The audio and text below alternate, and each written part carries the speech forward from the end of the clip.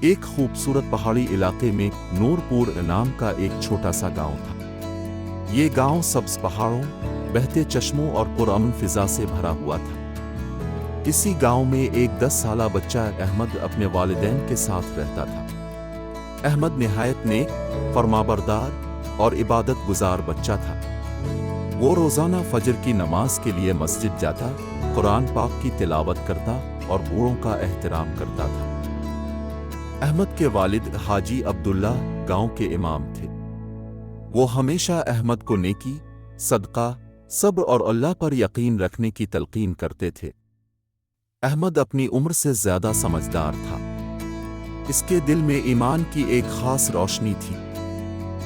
ایک دن گاؤں میں اچانک آسمان پر سیاہ بادل چھا گئے، زوردار طوفان آیا اور گاؤں کے کئی مکانات کو نقصان پہنچا۔ احمد کا گھر بھی اس طوفان میں ٹوٹ گیا۔ کھانے پینے کا سامان ختم ہو گیا اور سردی کی شدت سے لوگ بیمار ہونے لگے۔ گاؤں والوں نے حکومت سے مدد مانگی، لیکن پہاڑی علاقہ ہونے کی وجہ سے فوری مدد نہ آ سکی۔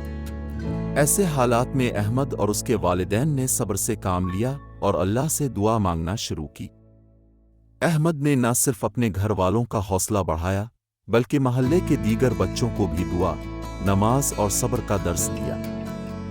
ایک رات احمد نے خواب میں ایک ناورانی شخصیت کو دیکھا، جنہوں نے اسے بتایا، احمد، تمہارا ایمان مضبوط ہے، اللہ تمہاری دعائیں سن رہا ہے۔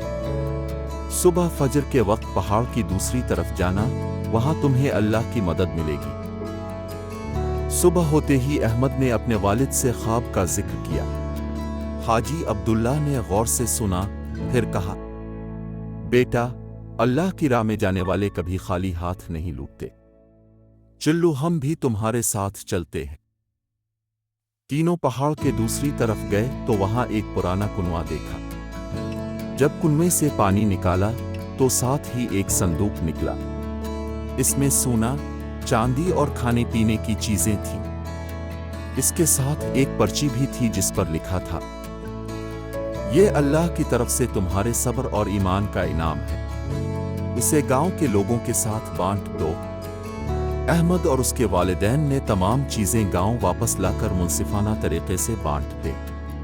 کسی کو شکایت نہ ہوئی۔ سب احمد کی تعریف کرنے لگے کہ اس نے خود کچھ بھی نہ رکھا اور سب کو برابر دیا۔ گاؤں کے بوڑھے، بچے اور نوجوان سب احمد سے متاثر ہوئے اور انہوں نے بھی نماز، دعا اور سچائی کو اپنی زندگی کا حصہ بنا لیا۔ چند ہفتے بعد گاؤں میں سرکاری امداد بھی پہنچ گئی۔ احمد کو گاؤں کے سب سے نیک اور بہادر بچے کا لقب دیا گیا۔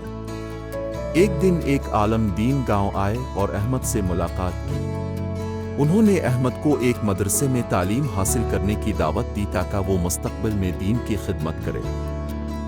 احمد نے خوشی خوشی قبول کیا اور کہا، اگر اللہ نے مجھے علم دیا تو میں اسے دوسروں تک ضرور پہنچاؤں گا۔